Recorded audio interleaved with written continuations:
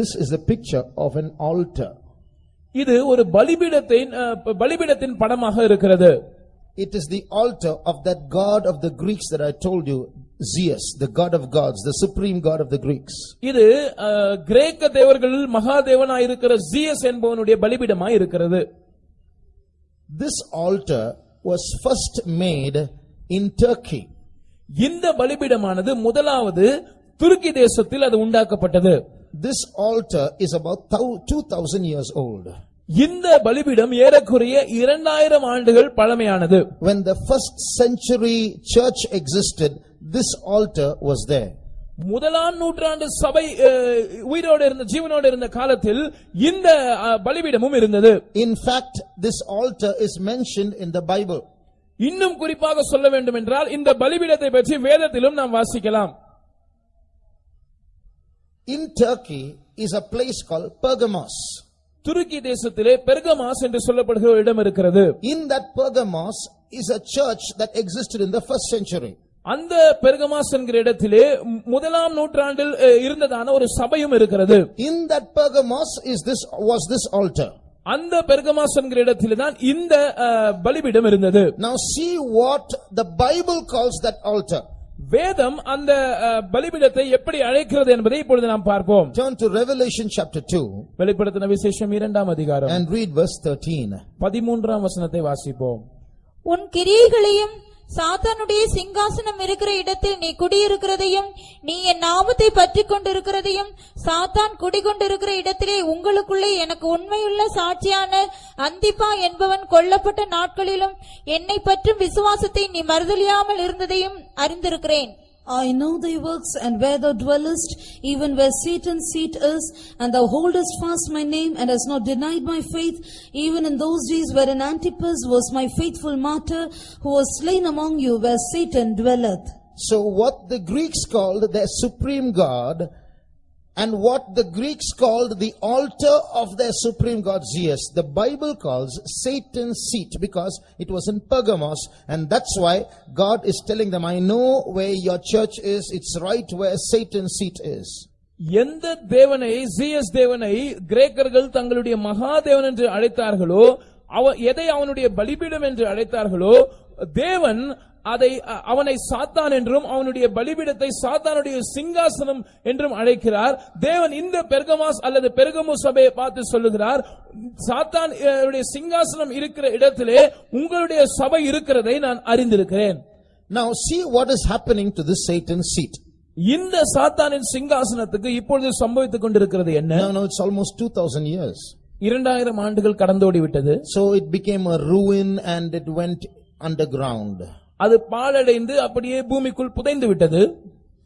About 100 years ago, ஏறக்குறைய 100 ஆண்டுகளுக்கு முன்பு, in the 1890s, 1890வது வருஷங்களில் some people from Germany went to Pergamos, Turkey. இந்த துருக்கி தேசத்தில் இருக்கிற பெர்கமாஸ் என்கிற இடத்துக்கு சில ஜெர்மானியர்கள் போனார்கள். And they excavated this altar. அவர்கள் இந்த அகழ்வாராய்ச்சி செய்து இந்த பலிபீடத்தை அவர்கள் தோண்டி எடுத்தார்கள். Now when we Christians think of the word altar, we can only think of, say, something of the altar in the tabernacle that was about 5 cubits, 5 by 5 by 3. நமக்கு கிறிஸ்தவர்களை பொறுத்த அளவுக்கு பலிபீடம் என்று சொல்லும்போது 5க்கு 5க்கு 3 என்கிற அந்த அளவுள்ள ஒரு பலிபீடம் தான் நமக்கு தெரியும். Cubits. அந்த முழமுள்ள ஒரு பலிபீடம் தான் நமக்கு தெரியும். But this is a huge altar. ஆனால் இது ஒரு மிகப்பெரிய பலிபீடமா இருக்கிறது. This height is 40 cubits. இதனுடைய உயரம் 40 முழமா இருக்கிறது. This width is 20 meters. இதனுடைய அகலம் 20 மீட்டரா இருக்கிறது. Now when you say altar, it means there must be sacrifices placed there. பலிபீடம் என்று சொல்லும்போது அங்கே ஏதாவது ஒரு பலி பொருள் வைக்கப்பட்டிருக்க வேண்டும். Now you look at this is another model of the same altar. இது அடுத்த படத்தை பார்க்கும்போது அதே பலிபீடத்தினுடைய மற்றொரு வரைபடமாக அது இருக்கிறது. So when you climb up these stairs, இந்த படிகளில் நீங்கள் ஏறும்போது, and you go through that portico, அந்த போர்ட்டிகோவை கடந்து நீங்கள் போகும்போது there's an open space there. மேலே ஒரு திறந்த வெளி இருக்கிறது. In the center, அதனுடைய நடுப்பகுதியில் there used to be a bull. அங்கே ஒரு எருது இருந்தது. It is made of metal. அது உலோகத்தினால் செய்யப்பட்டிருந்தது. It is hollow in the center. அது நடுவில் வெறுமையாக இருந்தது. This bull represented that Zeus. இந்த எருது அந்த ஜியஸ் தேவனை குறிக்கிறதா இருந்தது. Remember in that story, Zeus made himself into a bull. நீங்கள் அந்த கதையை இப்பொழுது நினைவு கூர்ந்து பாருங்கள். அந்த ஜியஸ் எப்படி தன்னை ஒரு எருதாக உருமாற்றிக் கொண்டான் என்று. So when they offered sacrifices, they took that object of sacrifices and inserted it into the hollow place of the bull and set fire from underneath, and the object of sacrifice was consumed. இவர்கள் பலி செலுத்தின அந்த நாட்களில் இந்த எருதின் மைய பகுதியில் இருந்த அந்த வெற்றிடத்துக்குள் இந்த பலியை வைத்து கீழிருந்து தீ மூட்டுவார்கள். அப்பொழுது அந்த பலியானது அது வேகக்கூடியதா இருந்தது. So that's how they offered sacrifices to Zeus, their supreme god. இப்படித்தான் ஜியஸ் என்று சொல்லப்படுகிற அவர்களுடைய மகாதேவனுக்கு அவர்கள் பலி செலுத்தி வந்தார்கள். Anyone remembers the name of one Christian who was offered as a sacrifice to this god? ஒரு கிறிஸ்தவன் இந்த தேவனுக்கு பலி செலுத்தப்பட்டான். அவருடைய பெயர் யாருக்காவது ஞாபகம் இருக்கிறதா? The same verse that you read says, Antipas, the faithful martyr, was sacrificed in this manner. He was inserted into that bull, and the bull was set fire to. வேதம் சொல்லுகிற காரியம் என்னவென்றால், இதே வசனத்தில் நாம் வாசிக்க கேட்டபடி அந்திப்பா என்று சொல்லக்கூடிய கர்த்தருடைய உண்மையுள்ள சாட்சி இந்த எருதின் அந்த வெற்றிடத்துக்குள் பலியாக வைக்கப்பட்டு கீழிருந்து தீ மூட்டப்பட்டு உயிரோடு கொளுத்தப்பட்டான். That is how Antipas, one of the first Christian martyrs, died. இப்படித்தான் அந்திப்பா என்று சொல்லக்கூடிய கிறிஸ்தவ இரத்த சாட்சிகளில் முதன்மையானவன் அவன் மரித்தான். Now, when these German architects or archaeologists went there, இந்த ஜெர்மானிய அகழ்வாராய்ச்சி செய்கிறவர்கள் அங்கே போனபோது, they immediately told the Turkish government, we are taking these stones, and they took all those stones back to Germany. நாங்கள் இந்த கல்லுகளை எல்லாம் எடுத்துக்கொண்டு போகிறோம் என்று சொல்லி இந்த எல்லா கல்லுகளையும் சேகரித்து ஜெர்மனி தேசத்துக்கு கொண்டு வந்து விட்டார்கள். And they took those stones to Germany and reassembled it in Berlin, and they opened a museum to show it to the public. இந்த கல்லுகளை எல்லாம் அவர்கள் சேகரித்துக் கொண்டு போய் அதை மறுபடியுமாக ஒன்று சேர்த்து அதை தங்களுடைய பொருட்காட்சி சாலையில் வைத்து ஜனங்கள் அதை பார்வையிடும்படியாய் வைத்தார்கள். பெர்லின் என்ற இடத்தில் அதை வைத்தார்கள். That is the picture that you see here. இப்பொழுது நீங்கள் பார்க்கிறதான படம் அதுதான். So this is the reassembled altar of Zeus with the very stones that originally existed in Pergamos. They took those stones and reassembled it in Germany. Till today it is in Germany. ஆதி நாட்களில், அதாவது முதலாவது நூற்றாண்டில் பெர்கமு என்ற இடத்தில் இருந்ததான அதே பலிபீடம் அதே கற்களை கொண்டு மறுபடியுமாக அதை ஒன்று சேர்த்து இன்றைக்கு அதே பலிபீடம் பெர்லின் என்கிற இடத்தில் ஜெர்மனி தேசத்தில் இருக்கிறது. Now listen. இப்பொழுது கவனியுங்கள்.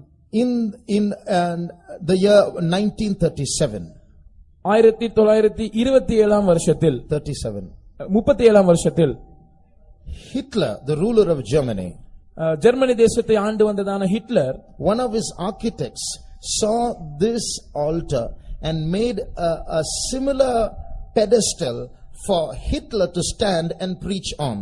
அவனுடைய கட்டிட கலைஞர்களில் ஒருவர் இதை கவனித்து ஹிட்லர் நின்று பிரசங்கம் செய்வதற்கு இதே போல ஒரு மேடையை வடிவமைத்தார். So he made this portion won't be there. அதிலே அந்த மேற்பகுதி மாத்திரம், திறந்த வெளிப்பகுதி மாத்திரம் இருக்காது. So this will be the place where people listen from. பின்னாக இருந்து ஜனங்கள் கவனித்துக் கொண்டிருப்பார்கள். So Hitler will climb up like this and go there and preach from here. Hitler அந்த படிகள் வழியாக ஏறி அதனுடைய மேல் பகுதியில் நின்று பிரசங்கிப்பார். He stood where the bull was. The bull is not there now. He is there in the place of the bull. உண்மையாக அந்த எருது எந்த இடத்தில் இருந்ததோ இப்பொழுது அந்த எருது அங்கே இல்லை, அது வெறும் காலி இடமாக இருக்கிறது. அந்த இடத்தில் தான் ஹிட்லர் நின்று கொண்டு போதனை செய்தார். And he preached about his plan called the Holocaust. That means how Jews have to be massacred and exterminated. Holocaust என்று சொல்லக்கூடியதான தன்னுடைய திட்டத்தை பற்றி தான் ஹிட்லர் இங்கே இருந்து பேசினார்.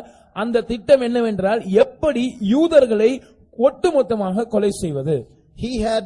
He was trying to say that we are the best race in the world and we should fill the earth. The Jews are the germs of society. They should cease to exist. அவனுடைய கூற்று என்னவென்றால் இந்த உலகத்திலேயே மிக சிறந்த மனித இனம் நாங்கள் தான் இந்த உலகத்தை ஆட்சி செய்ய வேண்டும். இந்த யூத இனமானது இந்த பூமியில் வசிக்கிற ஒரு கிருமியா இருக்கிறது. அவர்கள் முற்றிலுமாக துடை தெரியப்பட வேண்டும். Now just think of this. the altar, the seat of Satan or the altar of Zeus is now transported to Germany, and now a similar altar is made, and Hitler preaches from where the bull was, and he preaches about the Holocaust. நன்றாக கவனியுங்கள். முதலாம் நூற்றாண்டிலே துருக்கி தேசத்தில் Pergamos என்கிற இடத்தில் இருந்ததான அந்த பலிபீடம் இப்பொழுது ஜெர்மனி நாட்டுக்கு கொண்டு வரப்படுகிறது. அதே போல அதை மாதிரியாக வைத்து வேறொரு பலிபீடம் செய்யப்பட்டு அந்த எருது இருந்த இடம் இப்பொழுது காலியாக இருந்து அங்கிருந்து ஹிட்லர் ஹாலோகாஸ்டை பற்றி பேசுகிறார். Holocaust is a word. It means whole burnt offering. Holocaust என்கிற இந்த வார்த்தையின் அர்த்தம் சர்வாங்க தகன பலி. You can check it. It's in the English dictionary. அது ஆங்கில டிக்ஷனரியிலே நீங்கள் அதை கண்டுகொள்ளலாம். So what is Hitler saying? ஹிட்லரின் கூற்றுதான் என்ன? Just like Antipas was sacrificed to Zeus. எப்படி இந்த அந்திப்பா ஜியஸ் என்கிற தேவனுக்கு பலி செலுத்தப்பட்டானோ, now Hitler stands in that place and says Jews should be offered as a whole burnt offering. அதே இடத்தில் நின்று கொண்டு ஹிட்லர் சொல்லுகிறான், இந்த யூதர்கள் சர்வாங்க தகன பலியாக செலுத்தப்பட வேண்டும். And according to his plan, he managed to kill 60 lakhs of Jews. அவனுடைய திட்டத்தின்படி அவனுடைய வாழ்நாட்களில் 60 லட்சம் யூதர்களை அவன் கொன்று குவித்தான். So 60 lakhs of Jews were offered as a whole burnt offering. அதாவது 60 லட்சம் யூதர்கள் சர்வாங்க தகன பலியாக தகனிக்கப்பட்டார்கள். Now listen, this is called Satan's seat. இது சாத்தானுடைய சிங்காசனம் என்று அழைக்கப்படுகிறது என்று நான் சொன்னேன். And the Antichrist is going to come to power. அந்தி கிறிஸ்து ஆட்சிக்கு வரப்போகிறான் என்றும் நாம் அறிந்திருக்கிறோம். When the Antichrist comes to power, அந்தி கிறிஸ்து ஆட்சிக்கு வரும்போது the Bible says Satan will give his seat to the Antichrist. வேதம் சொல்லுகிறது சாத்தான் தன்னுடைய சிங்காசனத்தை அந்தி கிறிஸ்துவுக்கு கொடுப்பான். Read Revelation chapter 13 and verse 2. இதை நாம் வெளிப்படுத்தின விசேஷம் 13ஆம் அதிகாரம் 2ஆம் வசனத்தில் வாசிக்கிறோம்.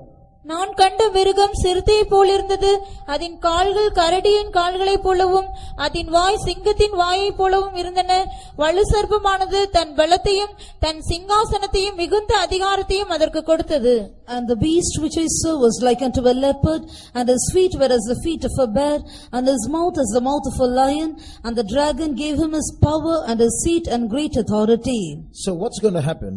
என்ன நடக்க போகிறது? This Antichrist, when he takes the seat of Satan and makes it his seat, இந்த அந்தி கிறிஸ்து சாத்தானுடைய சிங்காசனத்தை எடுத்து அதை தன்னுடையதாக்கி கொள்ளும்போது some of his great speeches will be delivered from this altar.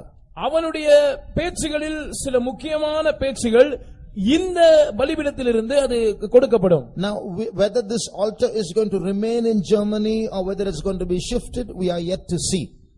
இந்த பலிபீடமானது தொடர்ந்து ஜெர்மனியில் இருக்க போகிறதா அல்லது வேறொரு இடத்துக்கு இடமாற்றம் செய்ய போகிறதா என்பதை குறித்து இனிதான் நாம் பார்க்க வேண்டும். But one point to note is Germany is part of Europe.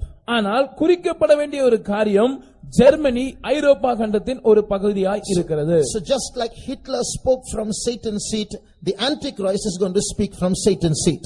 எப்படி ஹிட்லர் சாத்தானுடைய சிங்காசனத்தில் இருந்து பேசினானோ, கடைசி நாட்களில் அந்தி கிறிஸ்து சாத்தானுடைய சிங்காசனத்தில் இருந்து பேச போகிறார். What is the Antichrist going to speak? அந்தி கிறிஸ்து என்னதான் பேசுவான்? The Bible says he is going to speak against God and against the people of God. அவன் தேவனுக்கு விரோதமாகவும் தேவனுடைய ஜனத்துக்கு விரோதமாகவும் பேசுவான் என்று வேதம் தெளிவாக சொல்லுகிறது. Read verse 6. Revelation 13:6. வெளிப்படுத்தின விசேஷம் 13ஆம் அதிகாரம் அதன் 6ஆம் வசனத்தை வாசிப்போம். அது தேவனை தூஷிக்கும்படி தன் வாயை திறந்து அவருடைய நாமத்தையும் அவருடைய வாசஸ்தலத்தையும் பரலோகத்தில் வாசமாய் இருக்கிறவர்களையும் தூஷித்தது. And he opened his mouth in blasphemy against God, to blaspheme his name and his tabernacle and them that dwell in heaven. So he is going to stand on Satan's seat and he is going to blaspheme God and God's church and all those who dwell in heaven. அவன் சாத்தானுடைய சிங்காசனத்தின் மேல் நின்று கொண்டு தேவனையும் தேவனுடைய சபையையும் பரலோகத்தில் வாசமாயிருக்கிற அனைவரையும் தன்னுடைய வாயை திறந்து தூஷிக்க போகிறான். And he is also going to pronounce another Holocaust. அவன் மற்றொரு ஹாலோகாஸ்டை பிரகடனப்படுத்துவான். In other words, he is going to offer some people as a whole burnt offering to Satan. மறுவார்த்தையில் அவன் சில ஜனங்களை சாத்தானுக்கு சர்வாங்க தகன பலியாக பலி செலுத்துவான். Read the next verse. அடுத்த வசனத்தையும் வாசிப்போம். மேலும் பரிசுத்தவான்களோடு யுத்தம் பண்ணி அவர்களை ஜெயிக்கும்படிக்கு அதற்கு அதிகாரம் கொடுக்கப்பட்டதும் அல்லாமல் ஒவ்வொரு கோத்திரத்தின் மேலும் பாஷைக்காரர் மேலும் ஜாதிகள் மேலும் அதற்கு அதிகாரம் கொடுக்கப்பட்டது.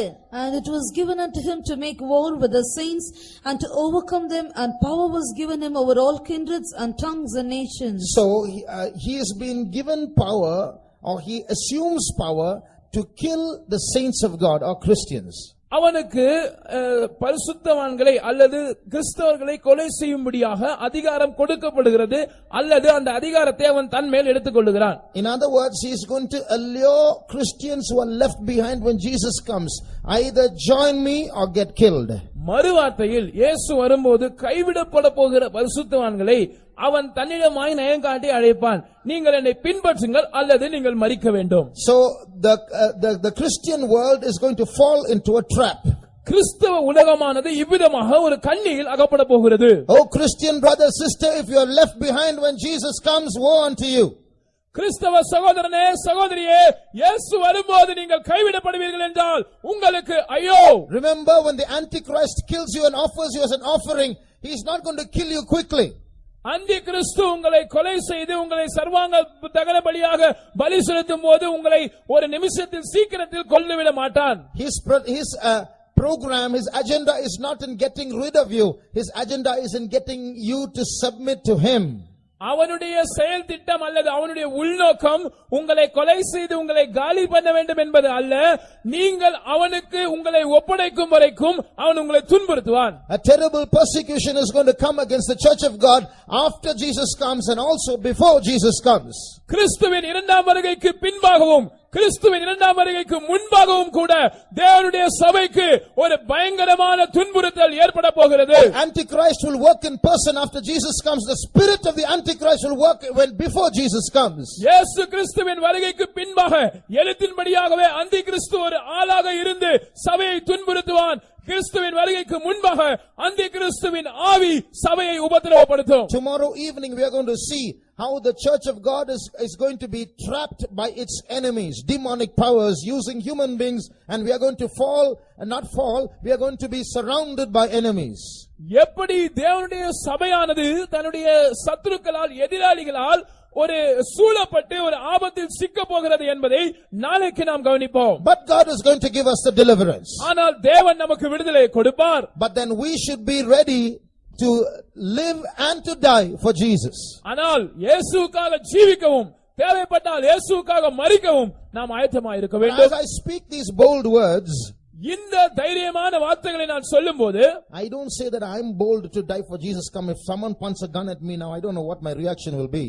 நான் இப்பொழுது நான் இயேசுவுக்காக மரிக்க ஆயத்தமா இருக்கிறேன், எனக்கு அந்த தைரியம் இருக்கிறது என்று சொல்வதற்கல்ல. ஒருவேளை யாராவது இப்பொழுது வந்து என் நெற்றி போட்டில் துப்பாக்கியை வைத்தால் என்னுடைய செயல்பாடு எவ்விதமாக இருக்கும் என்று எனக்கே தெரியாது. But I want to be bold for Jesus. ஆனால் இயேசுவுக்காக தைரியமாய் நிற்கும்படி நான் வாஞ்சிக்கிறேன். I want to have that privilege to shed my blood for Jesus. இயேசுவுக்காக என்னுடைய இரத்தத்தை சிந்தக்கூடிய அந்த பாக்கியம் எனக்கு கிடைக்க வேண்டும் என்று நான் வாஞ்சிக்கிறேன். One more verse and we'll close. ஒரு வசனத்தை கூட வாசித்து நாம் முடிப்போம். Turn to John chapter 21. யோவான் எழுதின சுவிசேஷம் 21ஆம் அதிகாரம் and read verse 19. அதன் 19ஆம் வசனத்தை வாசிப்போம். இன்னும் விதமான மரணத்தினாலே அவன் தேவனை மகிமைப்படுத்த போகிறான் என்பதை குறிக்கும்படியாக இப்படி சொன்னார். அவர் இதை சொல்லிய பின்பு அவரை நோக்கி, என்னை பின்பற்றி வா என்றார். This spake he, signifying by what death he should glorify God. Enough. See, here it is written about Peter's death. இங்கே பேதுருவின் மரணத்தை பற்றி எழுதப்பட்டிருக்கிறது. What is to be noted here is that Peter's death has already been decided by God.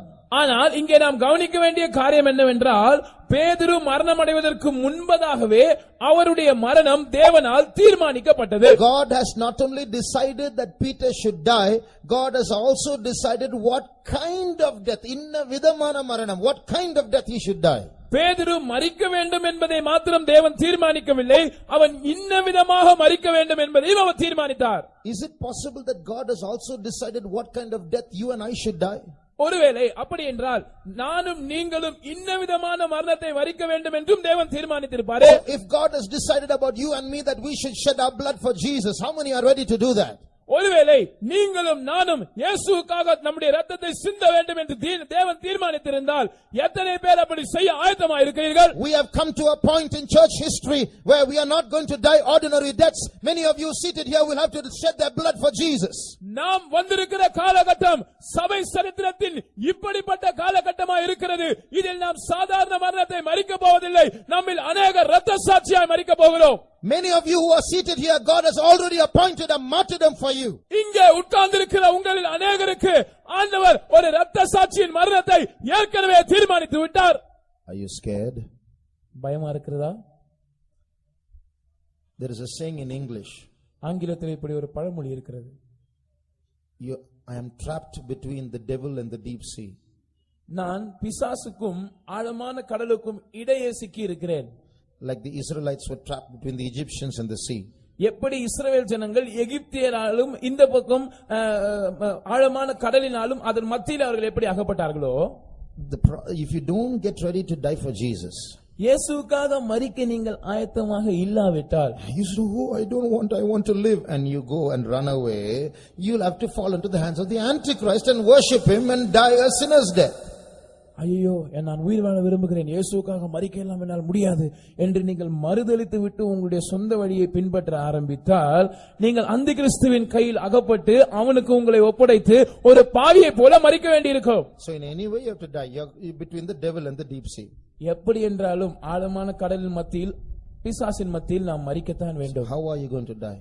எப்படி நீங்கள் மரிக்க போகிறீர்கள்? Let us close our eyes. நம்முடைய கண்களை நாம் மூடுவோம். If Jesus gives me the grace, ஆண்டவர் இயேசு எனக்கு கிருபையை கொடுப்பார் என்றால், I am willing to shed my blood for Jesus. என்னுடைய இரத்தத்தை இயேசுவுக்காக சிந்த நான் ஆயத்தமாக இருக்கிறேன். I want a glorious place in heaven. எனக்கு பரலோகத்தில் ஒரு மகிமையான இடம் வேண்டும். If Jesus gives me grace, I will shed my blood for Jesus. இயேசு எனக்கு கிருபை கொடுப்பார் என்றால் நான் அவருக்காக இரத்த சாட்சியாய் மரிப்பேன். How many of you will surrender for such a death? இப்படிப்பட்ட மரணத்துக்கு எத்தனை பேர் உங்களை ஒப்புக் கொடுப்பீர்கள்? Lift up your hands. உங்கள் கைகளை உயர்த்துங்கள். Oh, heaven is rejoicing in seeing your hands. உங்களுடைய கைகளை பார்த்து நம்முடைய கைகளை பார்த்து பரலோகம் களி கூறுகிறது. Because the Bible says when a corn of wheat falls into the ground and dies, it will bring forth much fruit. ஏனென்றால் வேதம் சொல்லுகிறது, கோதுமை மணியானது நிலத்தில் விழுந்து சாகும்போது அது மிகுந்த பலனை கொடுக்கும். Here is a group of Christians who have lifted up their hands and are willing to die for Jesus. இங்கே தங்களுடைய கைகளை உயர்த்தி இயேசுவுக்காய் மரிக்க ஆயத்தமாக இருக்கிற ஒரு கூட்டம் கிறிஸ்தவர்கள் இருக்கிறார்கள். You are not going to die and go to hell. நீங்கள் மரித்து நரகத்தில் போய் முடிவடைய போகிறீர்கள். You are going to receive a glorious resurrection. நீங்கள் ஒரு மகிமையான உயிர்த்தெழுதலை பெற போகிறீர்கள்.